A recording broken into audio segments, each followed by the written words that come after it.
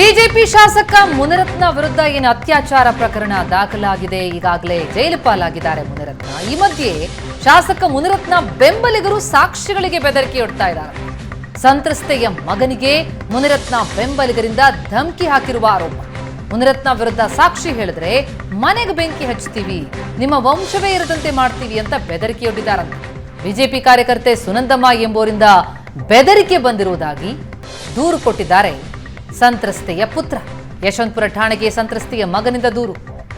ಈ ಮೂಲಕ ಜೈಲು ಪಾಲಾದ ಮುನಿರತ್ನಗೆ ಮತ್ತೊಂದು ಸಂಕಷ್ಟ ಎದುರಾಗಿದೆ. ಈ ಬಗ್ಗೆ ಡೀಟೇಲ್ಸ್ ಕೊಡ್ತಾರೆ ನಮ್ಮ ರಿಪೋರ್ಟರ್ ಚೇತನ್. ಈಗ ಸಂಪರ್ಕದಲ್ಲಿದ್ದಾರೆ. ಚೇತನ್, ಶಾಸಕ ಮುನಿರತ್ನ ವಿರುದ್ಧ ಸಾಲು ಪ್ರಕರಣಗಳು ದಾಖಲಾಗ್ತಾ ಇರೋದು, ಅದರಲ್ಲೂ ಈಗ ದಾಖಲಾಗಿರುವಂತಹ ಈ ಅತ್ಯಾಚಾರ ಪ್ರಕರಣಕ್ಕೆ ಸಂಬಂಧಪಟ್ಟಂತೆ ಈಗ ಸಾಕ್ಷಿಗಳಿಗೆ ಬೆದರಿಕೆಯೊಡ್ಡೋ ಕೆಲಸ ಆಗ್ತಾ ಇದೆಯಾ? ದೂರಿನಲ್ಲಿ ಏನಿದೆ? ಸಂತ್ರಸ್ತೆ ಪುತ್ರ ಹೇಳೋದೇನು? ಪ್ರತಿಮಾ, ಈ ಒಂದು ಕಗ್ಲಿಪುರ ಕೇಸಲ್ಲಿ ಇವಾಗ ಏನು ಕಂಪ್ಲೇಂಟ್ ಏನು ಕೊಟ್ಟಿದ್ದಾರೆ, ಆಕೆಯ ಅಮ್ಮ ಒಂದು ಸಂತ್ರಸ್ತೆ ಆಗಿರ್ತಾರೆ. ಹೀಗಾಗಿ ಕಗ್ಲಿಪುರ ಕೇಸ್ನಲ್ಲಿ ನಿನ್ನ ಅಮ್ಮನೂ ಕೂಡ ಸಾಕ್ಷಿ ಆಗ್ತಾರೆ.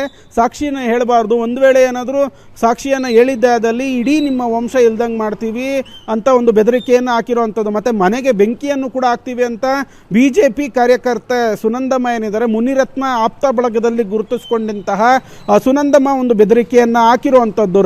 ಇದು ಸಂತ್ರಸ್ತೆಯ ಪುತ್ರನಿಗೆ. ಆತನ ದೂರನ್ನು ಆಧರಿಸಿ ಪೊಲೀಸರು ಇದೀಗ ಪ್ರಕರಣವನ್ನು ಕೂಡ ದಾಖಲು ಮಾಡಿಕೊಂಡಿದ್ದಾರೆ. ಇನ್ವೆಸ್ಟಿಗೇಷನ್ ಅನ್ನು ಕೂಡ ಒಂದು ನಡೆಸ್ತಿರುವಂಥದ್ದು. ಇಲ್ಲಿ ಕಗ್ಲಿಪುರ FIR ಪ್ರಕರಣದಲ್ಲಿ ಸಂತ್ರಸ್ತೆಯನ್ನು ದೂರು ಕೊಟ್ಟಿದ್ದಾರೆ. ಸಂತ್ರಸ್ತೆಯ ಸ್ನೇಹಿತೆಯನ್ನ ಮತ್ತು ಸಂತ್ರಸ್ತೆಯನ್ನ ಗುಹಾಂತರ ರೆಸಾರ್ಟ್ನಲ್ಲಿ ಒಂದು ಒನ್ ಡೇ ಟ್ರಿಪ್ಗೆ ಅಂತ ಕರ್ಕೊಂಡೋಗಿ ಅಲ್ಲಿ ಅವರು ಸ್ವಿಮ್ಮಿಂಗ್ ಮಾಡಿ ಒಂದು ಡ್ರೆಸ್ ಅನ್ನ ಚೇಂಜ್ ಮಾಡುವಂತ ಸಂದರ್ಭದಲ್ಲಿ ವಿಡಿಯೋವನ್ನ ಇಟ್ಕೊಂಡು ಬೆದರಿಕೆಯನ್ನ ಹಾಕಿದ್ರು.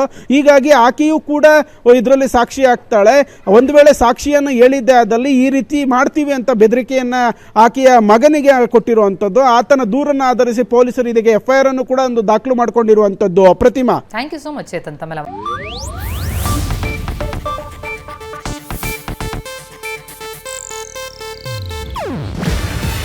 ಇದು ಏಷ್ಯಾನೆಟ್ ನ್ಯೂಸ್ ನೆಟ್ವರ್ಕ್ ಪ್ರಸ್ತುತಿ. ನೀವು ನೋಡ್ತಿದ್ದೀರಾ ಏಷ್ಯಾನೆಟ್ ಸುವರ್ಣ ನ್ಯೂಸ್.